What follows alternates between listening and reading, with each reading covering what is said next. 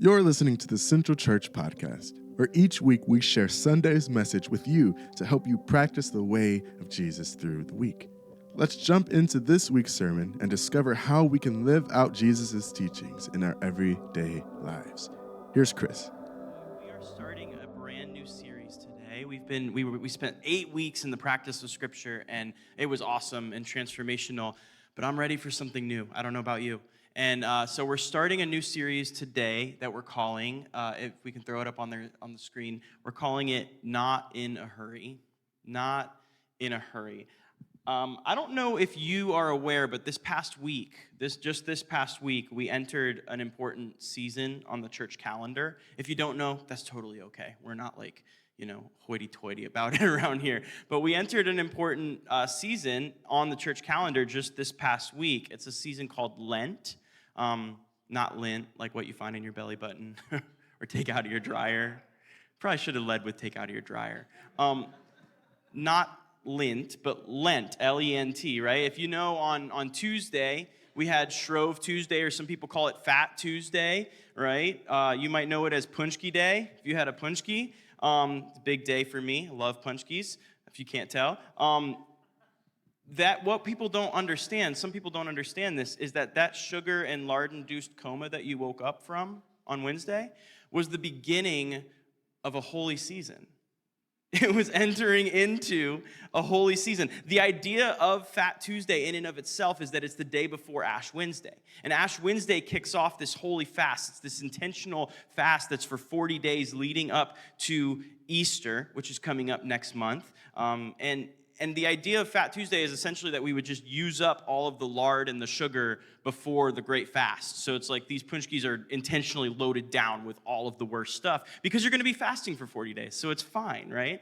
But we thought that with Lent kicking off on Ash Wednesday just this past week and us going to be in a 40-day intentional time of fasting and preparing our hearts and our minds and our bodies for Easter, we thought it would be great for us to walk through this series together. And so I want to give you a little bit of a snapshot of where we're headed, what we're going to be talking about throughout the next few weeks. We're going to be walking through Mark chapter 6. And so if you have your Bible with you, or if you have your Bible on your phone, you can go ahead and turn to Mark chapter 6. We'll be there in just a minute. But what we're going to be doing is towards the end of Mark chapter 6, there's this interesting section of the text where it kind of shows us a few of the rhythms of Jesus' life. It kind of shows us how he organized his life and how Jesus was never in a hurry. And see, here at Central, we say that we're practicing the way of Jesus together, which means that we strive to model our lives after the life of Jesus. And so we're going to look at Jesus' rhythms in his life and how we can implement them into ours. So I'll just give you a snapshot of where we're headed.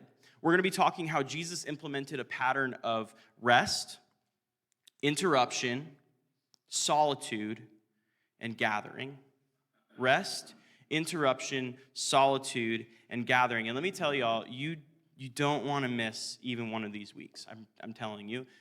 Looking over the content, praying about what God has to say to our faith community, I really believe that if you grab onto this and you dive into this with us, it is going to be super transformational and life-giving and really powerful, especially in this Lenten season. So before we jump in, would y'all pray with me this morning? Jesus, we just invite you to speak.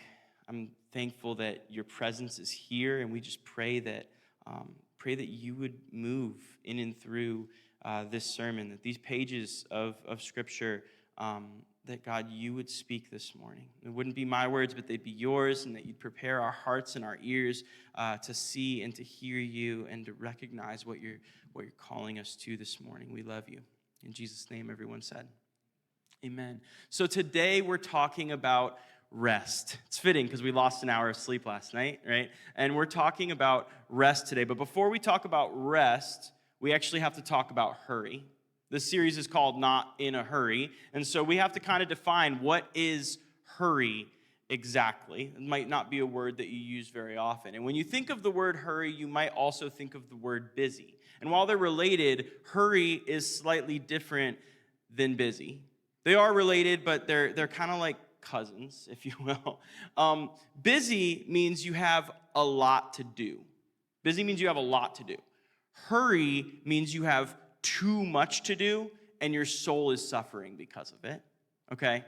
Busy means you've got a lot on your plate. Hurry means you've got too much on your plate. There's this book called The Ruthless Elimination of Hurry. John Mark Comer wrote it. It's fantastic. If you want to look it up on Amazon or your favorite bookstore and buy it, it's a fantastic read, especially during the Lenten season. It was one of the best-selling Christian books in recent history, and it had a huge moment a few years back when it first released. John Mark Comer's a pastor out in California, and he was in Portland at the time, wrote this book about hurry and how dangerous it is for our spiritual lives.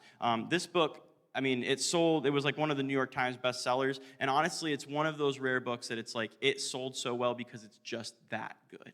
And it was just that important. Like, it's important for us to understand and for us to kind of get into our bones and learn about a new way to kind of be in the world. In that book, John Mark Comer references hurry as a state of frantic effort. A state of frantic effort. Let me just kind of paint a picture for you.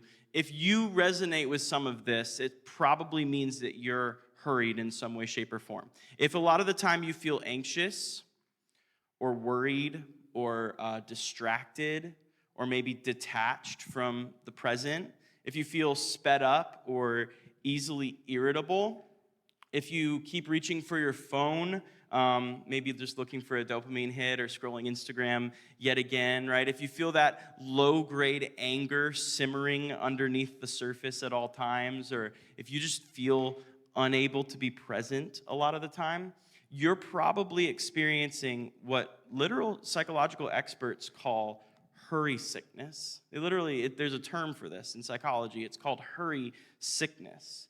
The idea of this is that the pace of life that we've become accustomed to in the modern age is just too fast. We have too much going on. And while technology has made a lot of life easier in a lot of ways, it's also sped our lives up. I mean, think about all of the access to information that we have at all times. Push notifications on our phone. We can know what's happening all the way across the world right now. We can see live stream videos of wars and things that are going on all over our world and outside of our world even.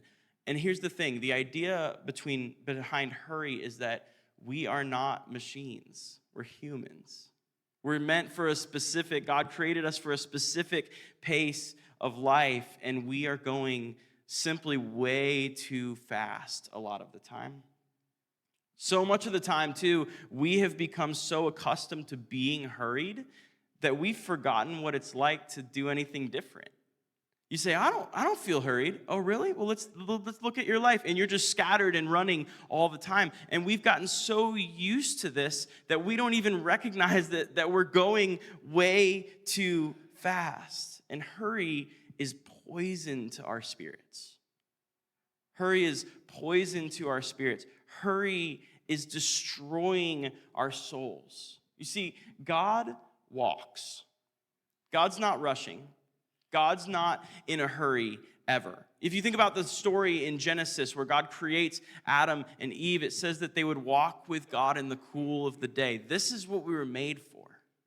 We were made for this casual, lingering, hanging out, spending time, right? We were not made for hurry. And hurry creates a roadblock to us experiencing the love and joy and peace that Jesus has on offer and that so many of us desire because we're simply going too fast. We don't have time to sit and encounter the presence of God. We don't have time for God to work in our hearts, in our lives, in our souls. And all the while, we completely miss out on the Spirit of God. There's an idea, there's this Japanese author that wrote a book called The 3 Mile an Hour God. And it's this idea that God walks at 3 miles an hour. That's the speed of a normal human walking. That God's not sped up. He's not rushing along. And what he says is that love moves at a walking pace. Love doesn't rush. Love doesn't hurry. And if God is love and we want to know God and we want to experience his presence in our lives, then we have to learn how to slow down. We have to learn how to stop hurrying. So you might be hearing me say all this and you're thinking about your life and you're going, yeah, no, okay, I get it. Hurry's bad. And I'm definitely hurried. And it's the sea that we're all swimming in, so this is just exactly what all of us do. How do we learn a different way of doing this whole thing? Like, I'm all for eliminating hurry from my life. I'm all for slowing down. I'm all for tuning into what God has for me. But how in the world do we do this thing? And so our idea here as we kick off this series this morning is that we're going to learn from the life of Jesus himself. We're going to see what Jesus says and what Jesus teaches about hurry and about rest. Does that sound like a good idea? Sounds good? All right, so Mark chapter 6, verse 30. We're going to start in verse 30, so it's a while down here. Just to give you a bit of context before we dive into this passage, Jesus had just sent his disciples out on a trip at this point in the gospel. And he had sent them out to heal the sick and proclaim the kingdom of God. And his disciples are just getting back from this big, important ministry trip that he sent them on, okay? And this is what happens in verse 30. It says, the apostles gathered around Jesus and reported to him all they had done and taught. Verse 31, then, because so many people were coming and going that they did not even have a chance to eat. Time out. Does that sound like hurry to you? You ever been there? You ever worked through lunch and didn't even realize you worked through lunch? Yeah?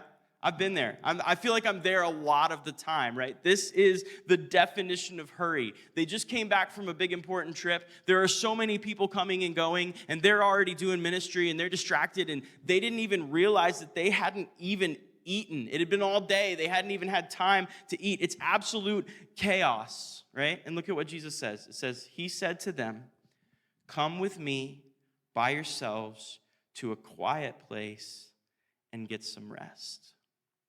Come with me by yourselves to a quiet place and get some rest. I want to hone in on these first three words that Jesus says in this passage. Come with me. Because I think it actually shows us a couple of really important things about rest and about hurry. Firstly, Jesus isn't immune to hurry. Jesus is human too. You know, I think a lot of the time when we think of Jesus, we know that Jesus is fully God. Hopefully we know Jesus is fully God. But Jesus isn't 50% God and 50% human. Jesus is 100% God and 100% human in a way that's kind of hard for us to wrap our minds around. But in this moment, we recognize the humanity of Jesus. Jesus knows his body and his mind and his soul, and he knows that he needs rest as well. Jesus knows he has limitations. Do you? Jesus knows that he has limitations, 100% God and also 100% human. And Jesus knows that he has limitations. He knows that we can't do everything. He has this moment where he recognizes that stopping and stepping away from the chaos is necessary to having not just a healthy spiritual life, but to having a spiritual life at all. To being able to connect with God at any level, it is important that we step away, that we slow down and find rest. But also, I think what Jesus shows us here is not just that he recognizes his limitations and he knows that his disciples have limitations as well. He sees that this hurry is destroying them. He sees the chaos in their eyes and he says, hey, let's get away, right? So we see that Jesus recognizes that we have limitations as humans, even Jesus does himself. But also, I think we also see that rest isn't something that we just find in the absence of work or busyness. Have you ever taken a day off and felt more tired after? You ever taken a vacation and needed a vacation from your vacation, right? There is something deeper that we need, more than just sleep, more than just catching up on the hour that we lost last night. There's something else that we need. And I believe that what this passage shows us in this other passage we're going to be in Matthew 11 in a minute, is that rest isn't something that we find only in the absence of work or busyness. It's not like, well, if I could just eliminate the busyness from my life, then I would find rest. What Jesus tells us is, come with me.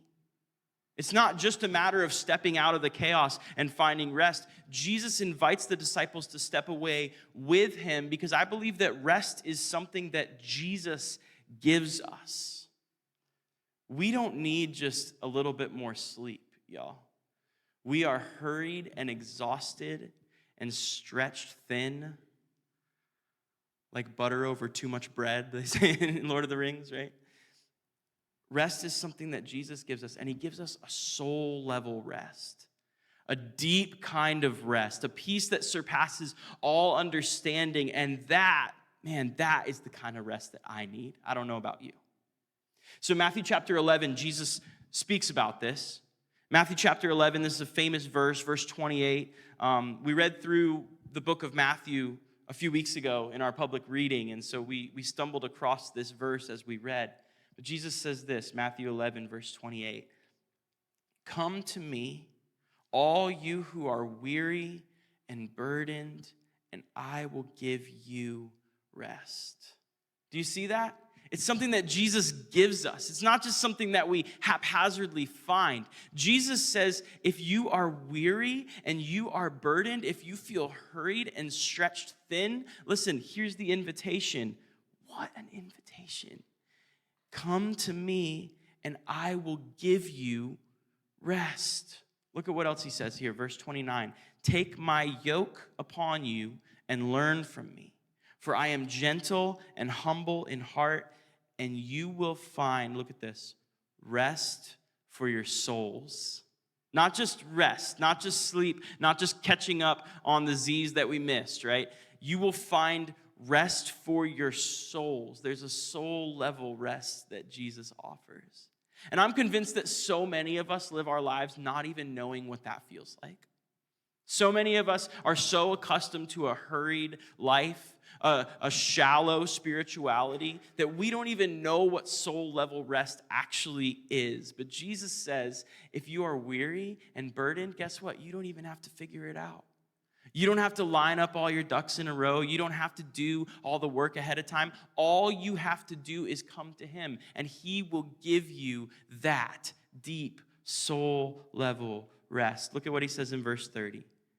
For my yoke is easy and my burden is light. My yoke is easy and my burden is light. So Jesus uses this word yoke, and it's Y-O-K-E. It's not Y-O-L-K like egg yolk. Nobody can afford that anymore. We're not talking about egg yolk, right? Just got chickens a couple weeks ago because nobody can afford eggs, right? So this idea of yoke is very foreign to us in 2025 in America, unless you grew up doing agricultural stuff. And even then, you might not have actually used a yoke. But it was a common idea in the first century. Not as common today. And so I want to kind of explain it to y'all. We actually have a picture of a yoke, if you can put it up there for me, Evan. So this is a yoke. This is what a yoke would have looked like in the first century. And really, yoke technology has not changed very much over the thousands of years, believe it or not.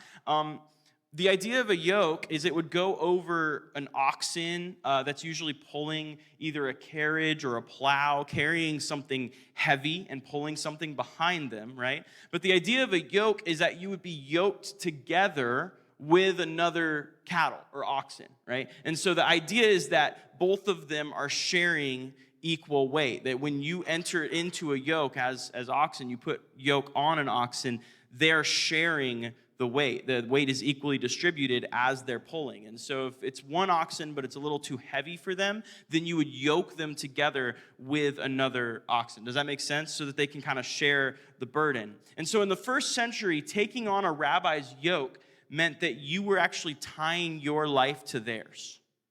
That you were intentionally choosing to walk in their footsteps. It was kind of a word picture that they would use. But this was a common terminology between a rabbi and a disciple. He would say, take my yoke upon you, which would mean walk with me, learn from me, right? Do what I do. And if you took a rabbi's yoke upon you, what it meant is that you were committed to adopting their way of life, their way of seeing and understanding the world. Everything that they did, you wanted to do it like them. The way that they understood things, the things that they believed, the way that they spent their money, the way that they spoke to people, everything, you were trying your best to tie your life to theirs, to step into their footsteps and do things the way that they do. And so what Jesus tells us in this passage in Matthew 11 is that if we take on Jesus' yoke, if we tie our lives to his, if we adopt his way of life, his way of seeing the world, his way of organizing life, he will give us rest. deep soul level rest. And I think that there's an implied word picture here that he's going to share the weight of our lives with us. Jesus actually tells us, my yoke is easy and my burden is light. This would have felt like an oxymoron in the first century. Do you see that thing? It's heavy. It looks heavy, right? And it means that you're carrying a weight behind you. It means that you're carrying a burden. But Jesus says that when we take on his yoke, it's easy and his burden is light. See, the thing is that we don't recognize this because we don't talk in these terms a lot of the time. But we all actually already have a yoke. We already have an understanding of the way the world works, the way that we organize our lives, right? We have already adopted a specific way of life and a specific way of seeing the world. There is a way that we have all chosen to organize our lives. And if you haven't intentionally chosen a way to organize your life, then modern American culture has done that for you, okay? And so I've actually got an illustration. We'll see how it goes this morning. I didn't have access to a first century yoke, so we've got a backpack this morning, okay? Same. So we all have a yoke, right? We've got a way that we've chosen to organize our lives. And like I said, a lot of the time, because it's unintentional, we just naturally pick up modern American culture's yoke. Their way of understanding the world and organizing things, we just do the same thing that the culture does, right? And so what we've said yes to, how we spend our time and energy and emotion, the things that we pick up and carry and the things that have weight in our lives is determined generally by the culture, just by what everybody else is doing. The problem is, as we've said, we live in a culture of hurry. We live in a culture that is toxic for our souls. And so it might be like, okay, work, right? We've all got to work. So we'll put that in there. Everybody's got to make some money. You got to pay the bills somehow, right? And so that's in there. But then they're offering me a promotion, right? And that promotion, while it's going to take a lot more from you, maybe it's a lot more money, right? And so it's like, okay, money's good, right? Okay, so we'll throw another one in there, you know? And maybe it's like school, school's important and education's important. And so you're bettering yourself. But for a while, I was like being a full-time pastor, full-time student, and full-time dad and husband. And that was heavy, man. School's a lot, right? And so we'll throw that brick in there. And then those of you that have kids, parenting has a weight to it, right? And so actually, I'm going to throw 2 bricks in for parenting. If you have kids, you know exactly what I'm talking about. Right? And then you've got like finances, making sure all the bills get paid. And then you've got like a social life and your news cycle and all the notifications on your phone. I think I have 14, this is real, 14 Instagram reels that different people have sent me that I haven't had a chance to watch yet. True story, right? And I feel like I'm a little bit behind in my connection with all my different friends because I'm missing out on all of this stuff. And then I've got like 1,000, I'm literally not joking you, 1,000 unread emails in my personal email, not my work email. I'm buried, right? And then also like the new episode of Severance is out, and I don't want to see any spoilers, so I got to watch that. And do you see what ends up happening? It wasn't an intentional decision. It's just that we keep picking things up. And we're not being intentional about how our life is organized. And so it is just absolute chaos. And this is really heavy. Maybe. This is really heavy. Really, it's heavier than I thought it was going to be, And we wonder why we're exhausted all the time. We wonder why, no matter how much I sleep, I still don't feel like I can get caught up. No matter how many things I cancel or don't show up to, I still feel exhausted and wiped out. And then our souls are being destroyed in the process. And then we wonder why it feels so hard to connect with God and to hear from Him and to experience His presence. And then we're carrying all of this weight so we don't make time for things like Christian community because we've just got so much to do. You don't understand how full my plate is. And in the meantime, our souls are just starving for some rest. And so what Jesus invites us to do is to take off the old yoke and to give it to him. To take it off. He says, you who are weary and burdened, come to me and I will give you rest. And he invites us to organize the rhythms of our lives around him and what he's called us to do, to take on his yoke, to take off the old yoke, and to take on his yoke that's easy and light. He invites us to have an ongoing conversation about the things that we choose to carry. Because here's the thing, y'all. Life is heavy. There is a certain amount of weight. Weight is not a bad thing. I was talking with Alyssa about this. Parenting has a weight to it, but it also has a deep joy, right?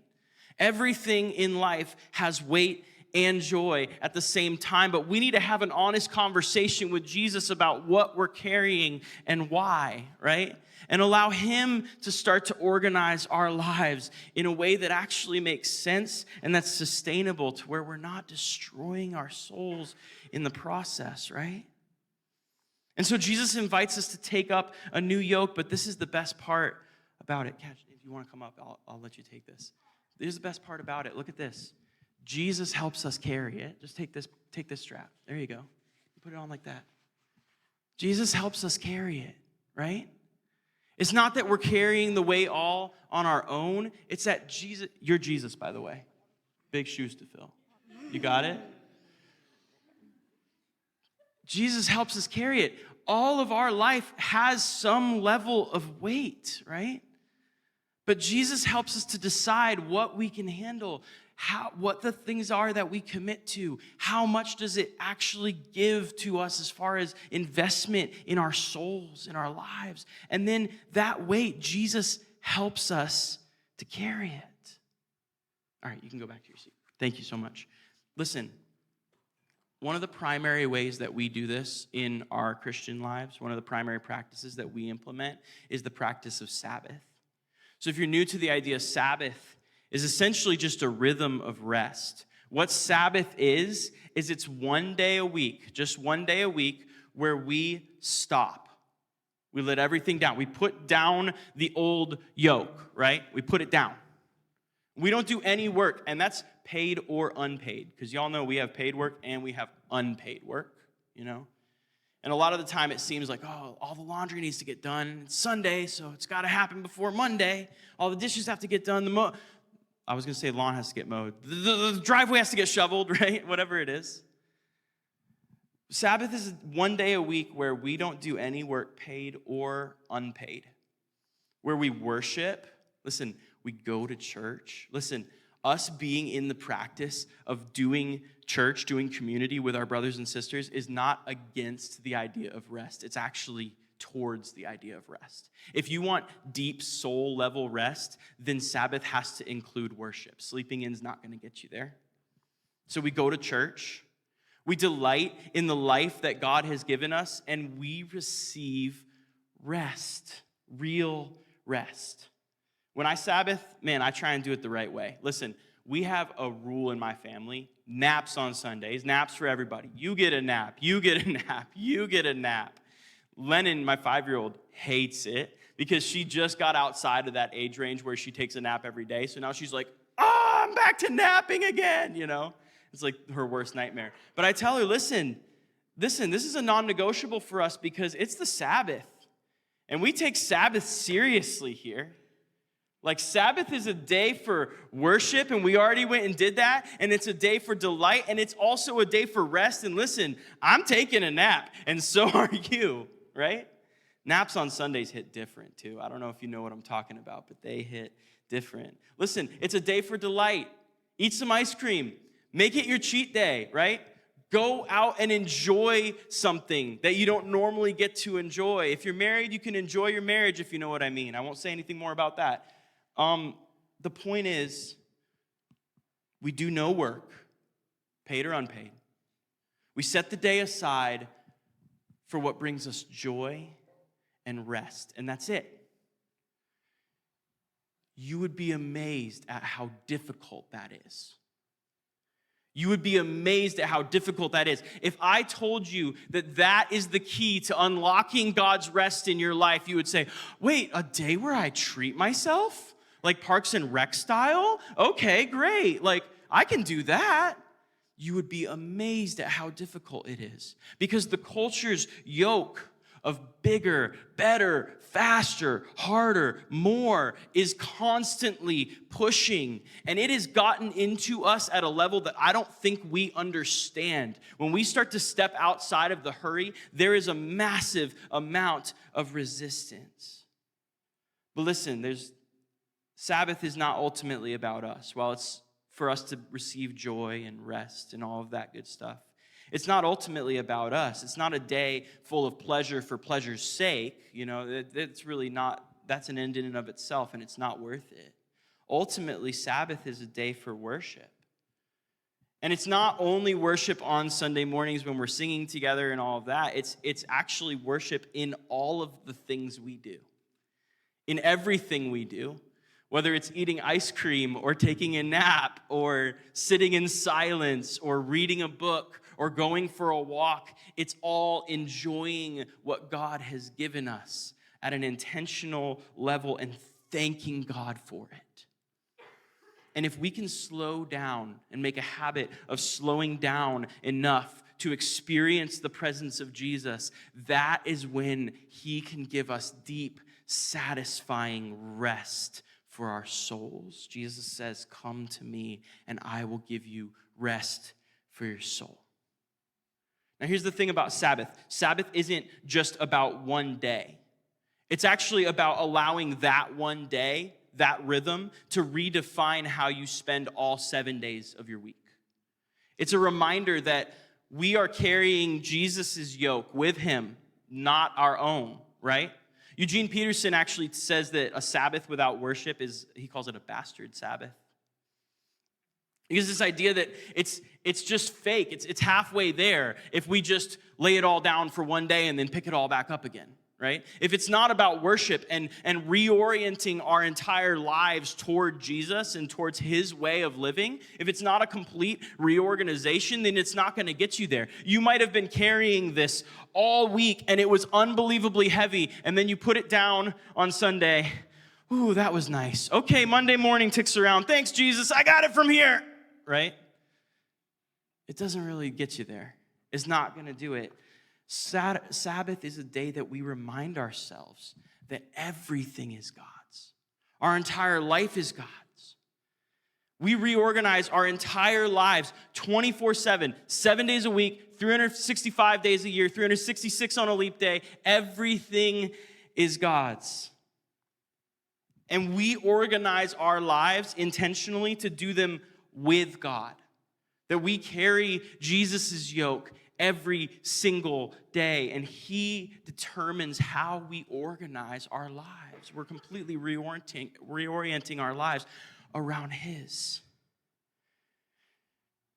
The band can come up. I'm almost done. I have one more idea for you this morning, and it's just this.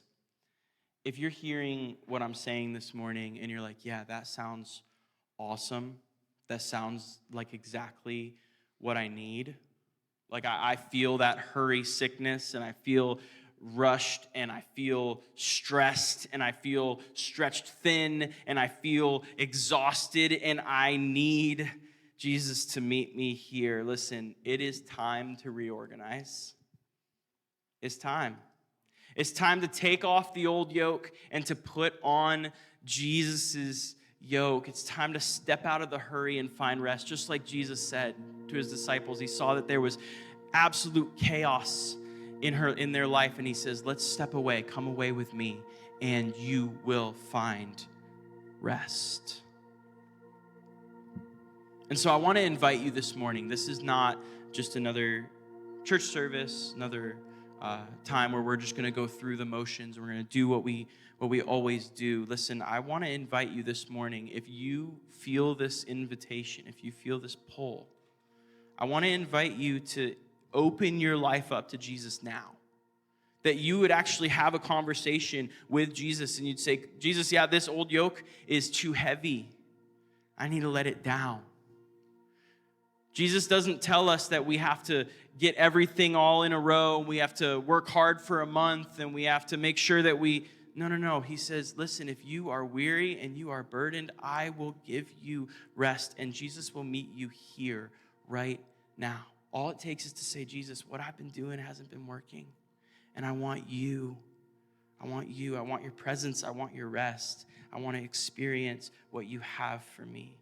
And I want to rest on a deep soul level. And so I want to invite you to stand and grab the communion elements on either side of the sanctuary this morning. And we're going to come back together and take communion together in just a minute here.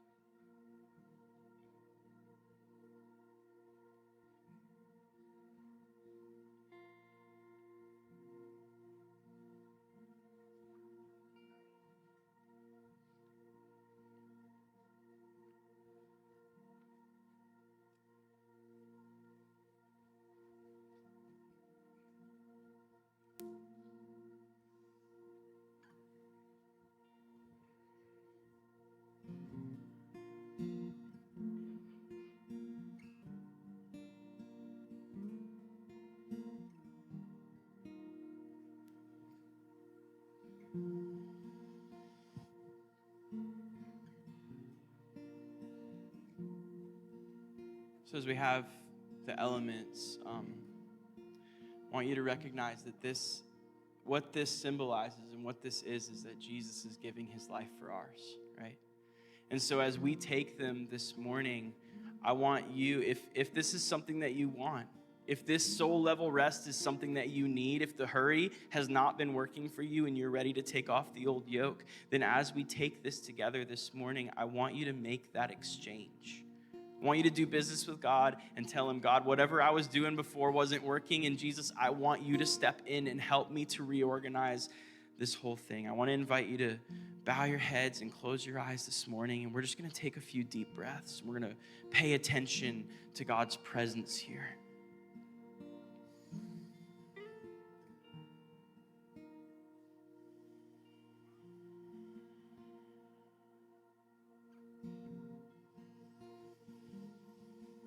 Just breathe deep and breathe Jesus' presence in this morning.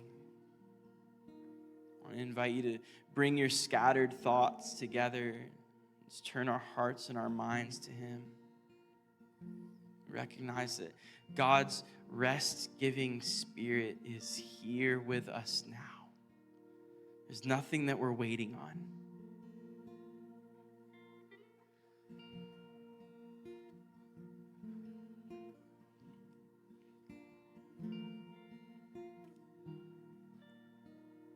What I want to do is, as you remain with your eyes closed, I want to read this passage over us. This is Eugene Peterson's paraphrase of this passage in Matthew 11. It's so good. I just want to invite you to picture that Jesus is saying these words directly to you this morning and that you would receive them.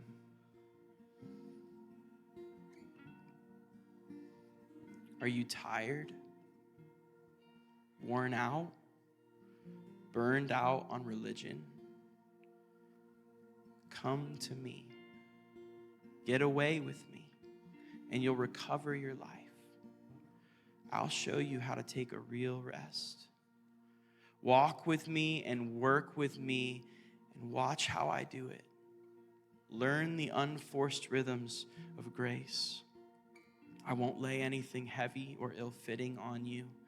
Keep company with me, and you'll learn to live freely and lightly. Jesus, we just invite you to teach us how to live freely and lightly. Jesus, we want to take off the old yoke to put yours on. We want to step outside of the hurry to experience your deep soul level rest, Jesus. We need that. So we pray that you would teach us how. You'd show us the way. And that you would give us rest as we come to you. Thanks for listening to this week's message from the Central Church Podcast. We're all on this journey together, practicing the way of Jesus. As you go about your week, consider how this message can shape your actions and your attitudes. For more information about us, visit us online at centralchurch.cc. We hope to see you next Sunday. Have a great rest of your day.